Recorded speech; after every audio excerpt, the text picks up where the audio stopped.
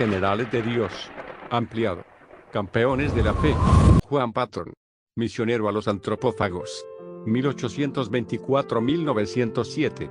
Cerca de Dalswinton, en Escocia, vivía un matrimonio conocido en toda la región como los viejos Adán y Eva. A ese hogar llegó de visita, cierta vez, una sobrina, Janet Rogerson. Es de suponerse que no hubiese muchas cosas en aquella casa aislada de un par de ancianos, que pudieran distraer a la joven siempre viva y alegre. Pero algo le atrajo su interés. Cierto muchacho llamado Santiago Patton entraba, día tras día, en el bosque próximo a la casa. Llevaba siempre un libro en la mano, como si él fuese allí con el propósito de estudiar y meditar. Cierto día, la jovencita, vencida por la curiosidad, entró furtivamente por entre los árboles y espió al muchacho que recitaba los sonetos evangélicos de Erskine. Su curiosidad se convirtió en una santa admiración cuando el joven, dejando el sombrero a un lado, en el suelo, se arrodilló debajo de un árbol para derramar su alma en oración ante Dios. Ella, con su espíritu juguetón, avanzó y le colgó el sombrero en una rama del árbol que estaba más próximo. Enseguida se escondió en donde pudo, para presenciar cómo el muchacho, perplejo, buscaba su sombrero. Al día siguiente la escena se repitió, pero el corazón de la muchacha se conmovió al ver la perturbación del joven, inmóvil por algunos minutos, con el sombrero en la mano. Fue así como él, al volver al día siguiente al lugar donde se arrodillaba a diario, encontró una tarjeta prendida en el árbol. La tarjeta decía lo siguiente: la persona que escondió su sombrero se confiesa con sinceridad arrepentida de haberlo hecho y le pide que ore, rogando a Dios que la convierta a una creyente tan sincera como lo es usted. El joven se quedó mirando por algún tiempo la tarjeta, olvidándose completamente de los sonetos aquel día. Por fin, desprendió la tarjeta del árbol, y se reprochó por no haberse dado cuenta de que era un ser humano quien le había escondido el sombrero. En 2 ocasiones más tarde vio entre los árboles una muchacha que llevaba un balde en la mano, cantando un himno escocés que pasaba frente a la casa del viejo Adán. En aquel momento el muchacho, por instinto divino, y en forma tan infalible como por cualquier voz que jamás hablara a un profeta de Dios, supo que la visita angélica que había invadido su retiro de oración, era la gentil y hábil sobrina de los viejos Adán y Eva.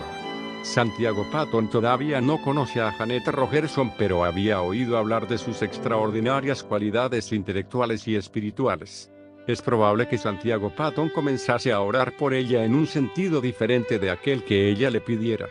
De cualquier manera, la joven hurtó, no solamente el sombrero del muchacho, sino también su leal corazón, un hurto que culminó en matrimonio. Santiago Patton, fabricante de medias del condado de Dumfries, y su esposa Janet, andaban, como Zacarías y Elizabeth en la antigüedad, en forma irreprensible delante del Señor. Cuando les nació el primogénito, le pusieron el nombre de Juan, dedicándolo con solemnidad a Dios, en sus oraciones, para que fuese misionero a los pueblos que no tenían la oportunidad de conocer a Cristo. Entre la casa apropiadamente dicha, en que vivía la familia Patton, y la parte que servía de fábrica, había un pequeño aposento. Acerca de ese cuarto, Juan Patton escribió lo siguiente: ese era el santuario de nuestra humilde casa. Varias veces al día, generalmente después de las comidas, nuestro padre entraba en aquel cuarto y, cerrada la puerta, oraba. Nosotros, sus hijos, comprendemos como por instinto espiritual, que esas oraciones eran por nosotros, como sucedía en la antigüedad cuando el sumo sacerdote entraba detrás del velo al lugar santísimo, para interceder en favor del pueblo. De vez en cuando, se oía el eco de una voz, en un tono como de quien suplica por la vida. Pasábamos delante de esa puerta de puntillas, a fin de no perturbar esa santa e íntima conversación. El mundo exterior no sabía de dónde provenía el gozo que resplandecía en el rostro de nuestro padre, sus hijos, pero nosotros, sus hijos, si lo sabíamos, era el reflejo de la presencia divina, que era una realidad para él en la vida cotidiana. Nunca espero sentir, ni en el templo, ni en las sierras, ni en los valles, a Dios más cerca, más visible, andando y conversando más íntimamente con los hombres, que en aquella humilde casa cubierta de paja. Si, debido a una catástrofe indecible, todo cuanto pertenece a la religión fuese borrado de mi memoria, mi alma volvería de nuevo a los tiempos de mi mocedad, se encerraría en aquel santuario, y al oír de nuevo los ecos de aquellas súplicas a Dios, lanzaría lejos toda duda con este grito victorioso: mi padre anduvo con Dios, ¿por qué no puedo andar yo también? En la autobiografía de Juan Patton se ve que sus luchas diarias eran grandes. Pero lo que leemos a continuación, revela cuál era la fuerza que operaba para que él siempre avanzase en la obra de Dios. Antes, solo se celebraban cultos domésticos los domingos en la casa de mis abuelos, pero mi padre indujo a mi abuela primero, y luego a todos los miembros de la familia, para que orasen y leyesen un pasaje de la Biblia y cantasen un himno cada día, por la mañana y por la noche. Fue así que mi padre comenzó, a los 17 años de edad, la bendita costumbre de celebrar cultos matinales y vespertinos en su casa. Esa fue una costumbre que observó, tal vez, sin ninguna excepción, hasta que se halló en el lecho de muerte, a los 78 años de edad, cuando aún en su último día de vida, se leyó un pasaje de las Escrituras, y se oyó su voz mientras oraba. Ninguno de sus hijos se recuerda de un solo día que no hubiese sido así santificado. Muchas veces había prisa por atender algún negocio, innumerables veces llegaban amigos, disfrutamos de momentos de gran gozo o de profunda tristeza, pero nada nos impedía que nos arrodillásemos alrededor del altar familiar, mientras el sumo sacerdote dirigía nuestras oraciones a Dios y se ofrecía a sí mismo y a sus hijos al mismo Señor. La luz de tal ejemplo era una bendición, tanto para el prójimo, como para nuestra familia. Muchos años después, me contaron que la mujer más depravada de la villa, una mujer de la calle, pero que más tarde fue salvada y reformada por la gracia divina, declaró que la única cosa que evitó que cometiese suicidio fue que, encontrándose ella una noche oscura cerca de la ventana de la casa de mi padre, lo oyó implorando en el culto doméstico, que Dios convirtiese al impío del error de su camino y lo hiciera lucir como una joya en la corona del Redentor. Dijo ella, como yo era un gran peso sobre el corazón de ese buen hombre, y sabía que Dios respondería a sus súplicas. Fue por causa de esa seguridad que no entré al infierno y que encontré al único Salvador. No es de admirarse que en tal ambiente, 3 de los 11 hijos, Juan, Walter y Santiago, fuesen inducidos a entregar su vida a la obra más gloriosa, que es la de ganar almas. Creemos que este punto no estaría completo si no le añadiésemos un párrafo más de la misma autobiografía. ¿Hasta qué punto fui impresionado en ese tiempo por las oraciones de mis padres? No lo puedo decir, ni nadie podría comprenderlo. Cuando todos nos encontrábamos arrodillados alrededor de nuestro padre en el culto doméstico, y él, igualmente de rodillas, derramaba toda su alma en oración, con lágrimas, no solo por todas las necesidades personales y domésticas, sino también por la conversión de aquella parte del mundo donde no había predicadores para servir a Jesús. Nos sentíamos en la presencia del Salvador vivo y llegamos a conocerlo y amarlo como nuestro amigo divino. Cuando nos levantábamos después de esas oraciones, yo acostumbraba quedarme contemplando la luz que reflejaba el rostro de mi padre y ansiaba tener el mismo espíritu. Anhelaba, como respuesta a sus oraciones, tener la oportunidad de prepararme y salir, llevando el bendito evangelio a una parte del mundo que estuviese entonces sin misionero. Acerca de la disciplina en el hogar, veremos aquí lo que él escribió: estuve al borde de la mayor desesperación. Al ver su desnudez y miseria sentí tanto horror como piedad. Hasta yo dejado la obra entre mis amados hermanos de Glasgow, obra en la que sentía un gran gozo para dedicarme a criaturas tan degeneradas como estas. Me pregunté a mí mismo, ¿será posible enseñarles a distinguir entre el bien y el mal, y llevarlos a Cristo, o aún civilizarlos? Pero todo eso fue apenas un sentimiento pasajero. Luego sentí un deseo tan profundo de llevarlos al conocimiento y al amor de Jesús, como jamás había sentido antes cuando trabajaba en Glasgow. Antes de que la casa donde irían a vivir los Patton estuviese terminada, hubo una batalla entre dos tribus.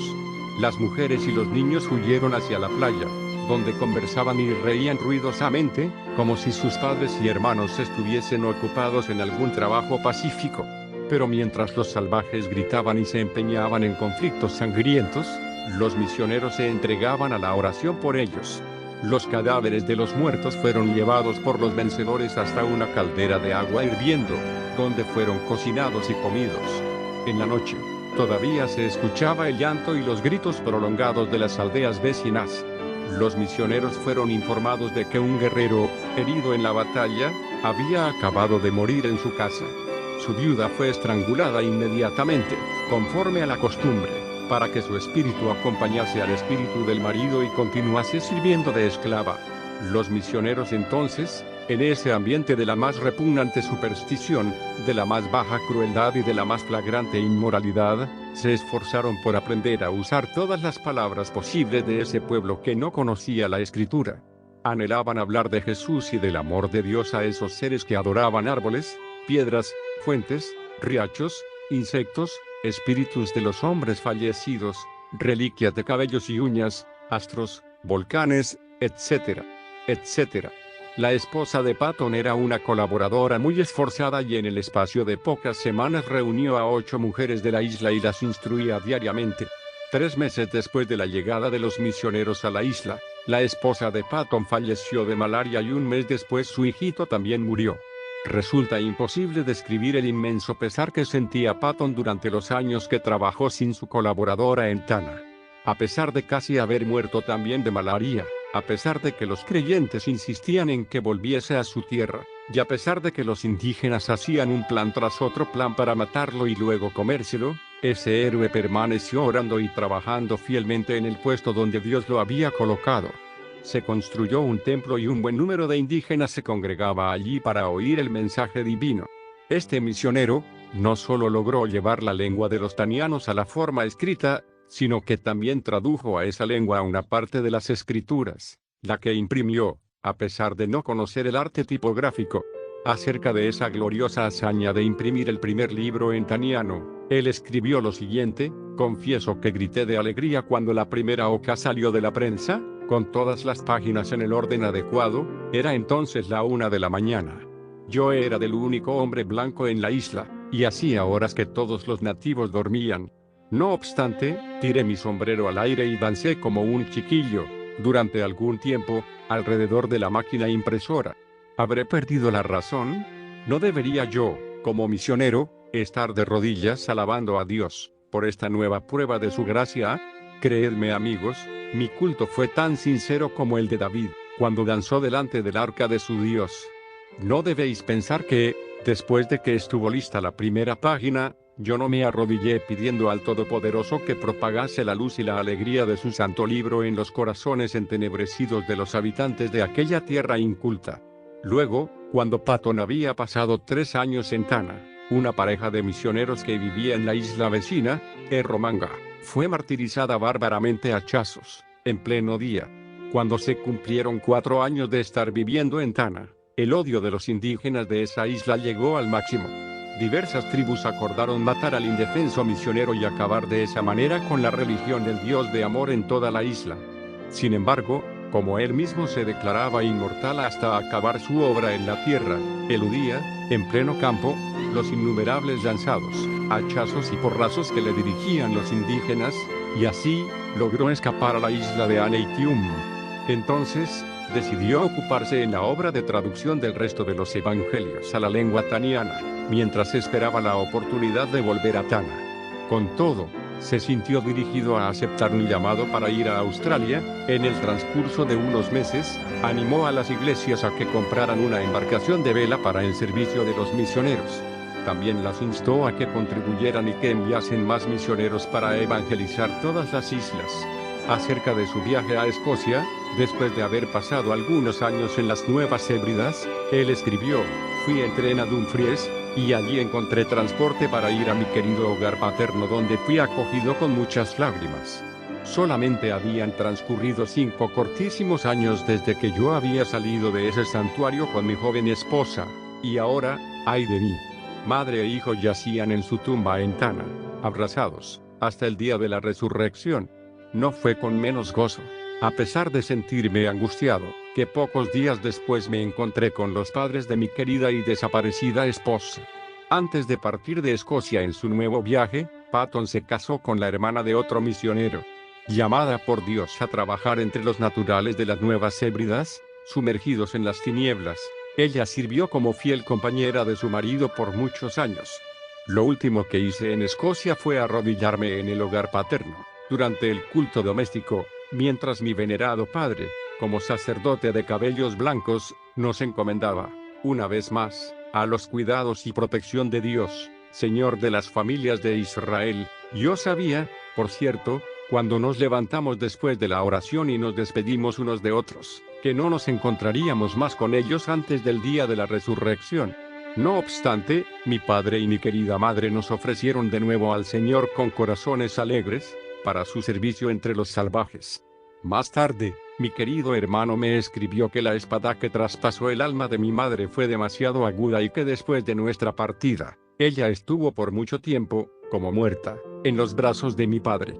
De regreso a las islas, Patton fue constreñido por el voto de todos los misioneros a no volver a Tanna, sino a iniciar la obra en la vecina isla de Anigua.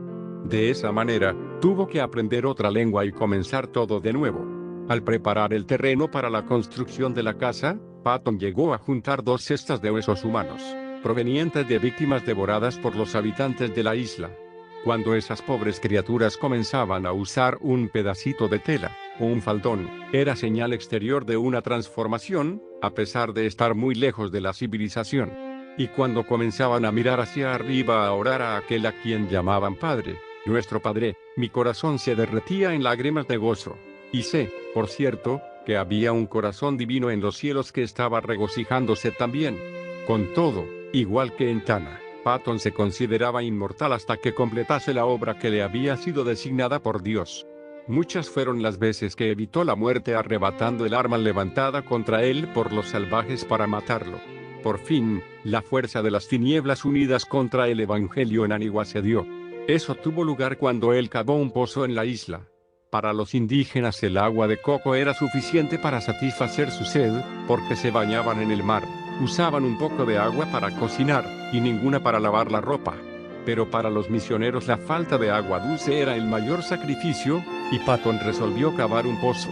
Al principio los indígenas lo ayudaron en esa obra, a pesar de que consideraban que el plan de que el Dios del misionero proporcionara lluvia desde abajo, era la concepción de una mente extraviada. Pero después, amedrentados por la profundidad del pozo, dejaron que el misionero continuase cavando solo, día tras día, mientras lo contemplaban desde lejos diciendo entre sí, ¿quién oyó jamás hablar de una lluvia que venga desde abajo? Pobre misionero, pobrecito. Cuando el misionero insistía en decirles que el abastecimiento de agua en muchos países provenía de pozos, ellos respondían, ¿es así como suelen hablar los locos? Nadie puede desviarlos de sus ideas fijas. Después de muchos y largos días de trabajo fatigante, Patton alcanzó tierra húmeda. Confiaba en que Dios lo ayudaría a obtener agua dulce como respuesta a sus oraciones. A esa altura, sin embargo, al meditar sobre el efecto que causaría entre la gente si encontrase agua salada, se sentía casi horrorizado al pensar en ellos. Me sentí, escribió él, tan conmovido, que quedé bañado en sudor y me temblaba todo el cuerpo cuando el agua comenzó a brotar desde abajo y empezó a llenar el pozo. Tomé un poco de agua en la mano y la llevé a la boca para probarla. Era agua potable. Era agua viva del pozo de Jehová. Los jefes indígenas acompañados de todos sus hombres asistieron a este acontecimiento. Era una repetición, en pequeña escala, de la escena de los israelitas que rodeaban a Moisés cuando éste hizo brotar agua de la roca. Después de pasar algún tiempo alabando a Dios, el misionero se sintió más tranquilo y bajó nuevamente al pozo, llenó un jarro con la lluvia que Jehová Dios le daba mediante el pozo, y se lo entregó al jefe. Este sacudió el jarro para ver si realmente había agua en él, entonces tomó un poco de agua en la mano, y no satisfecho aún, llevó a la boca un poco más. Después de poner los ojos en blanco de alegría, la bebió y rompió en gritos, lluvia, lluvia. Sí, es verdad, es lluvia. Pero, ¿cómo la conseguiste? Patton respondió, fue Jehová, mi Dios, quien la dio de su tierra en respuesta a nuestra labor y nuestras oraciones. Mirad y ved, por vosotros mismos, cómo brota el agua de la tierra. Entre toda esa gente no había un solo hombre que tuviese el valor de acercarse a la boca del pozo. Entonces, formaron una larga fila y asegurándose los unos a los otros con las manos, avanzaron hasta que el hombre que estaba al frente de la fila pudiese mirar dentro del pozo. Entonces, el que había mirado, pasaba al fin de la cola, dejando que el segundo mirase para ver la lluvia de Jehová allí, bien abajo. Después que todos hubieron mirado, uno por uno, el jefe se dirigió a Patton diciéndole, misionero, La obra de tu Dios, Jehová, es admirable, es maravillosa. Ninguno de los dioses de Aniwa jamás nos bendijo tan maravillosamente. Pero, misionero, ¿continuará él dándonos siempre esa lluvia en esa forma? ¿O vendrá como la lluvia de las nubes? El misionero explicó, para gozo inefable de todos, que esa bendición era permanente y para todos los anihuayanos. Durante los años siguientes a este acontecimiento, los nativos trataron de cavar pozos en 6 o 7 de los lugares más probables, cerca de varias villas. Sin embargo, todas las veces que lo hicieron, o se encontraron con roca, o el pozo les daba agua salada. Entonces se decían, sabemos cavar, pero no sabemos orar como el misionero, y por lo tanto, Jehová no nos da lluvia desde abajo. Un domingo, después que Patton había conseguido el agua de pozo, el jefe Namakei convocó a todo el pueblo de la isla. Haciendo ademanes con una pequeña hacha en la mano, se dirigió a los oyentes de la siguiente manera: amigos de Namakei, todos los poderes del mundo no podrían obligarnos a creer que fuese posible recibir la lluvia de las entrañas de la tierra, si no lo hubiésemos visto con nuestros propios ojos y probado con nuestra propia boca. Desde ahora, pueblo mío, debo adorar al Dios que nos abrió el pozo y nos da la lluvia desde abajo. Los dioses de Aniwa no pueden socorrernos como el Dios del misionero. De aquí en adelante, yo soy un seguidor del Dios Jehová. Todos vosotros, los que quisierais hacer lo mismo, tomad los ídolos de Aniwa, los dioses que nuestros padres temían, y lanzadlos a los pies del misionero. Vamos donde el misionero para que él nos enseñe cómo debemos servir a Jehová. ¿Quién envió a su Hijo? Jesús, para morir por nosotros y llevarnos a los cielos. Durante los días siguientes, grupo tras grupo de salvajes, algunos con lágrimas y sollozos, otros con gritos de alabanzas a Jehová, llevaron sus ídolos de palo y de piedra y los lanzaron en montones delante del misionero. Los ídolos de palo fueron quemados, los de piedra, enterrados en cuevas de 4 a 5 metros de profundidad, y algunos, de mayor superstición, fueron lanzados al fondo del mar, lejos de la tierra. Uno de los primeros pasos en la vida cotidiana de la isla, después de que se destruyeron todos los ídolos, fue la invocación de la bendición del Señor en las comidas. El segundo paso, una sorpresa mayor y que también llenó al misionero de inmenso gozo, fue un acuerdo entre ellos de celebrar un culto doméstico por la mañana y otro por la noche. Sin duda esos cultos estuvieron mezclados, por algún tiempo, con muchas de las supersticiones del paganismo. Pero Patton tradujo las escrituras y las imprimió en la lengua anuayana, y enseñó al pueblo a leerlas. La transformación que ocurrió en los habitantes de esa isla fue una de las maravillas de los tiempos modernos. Qué emoción tan grande se siente al leer acerca de la ternura que el misionero sentía por esos amados hijos en la fe, y del cariño que ellos, los otros crueles salvajes que se comían los unos a los otros, mostraron para con el misionero. Ojalá que nuestro corazón arda también en deseos de ver la misma transformación de los millones de habitantes primitivos que aún en tantas partes del mundo.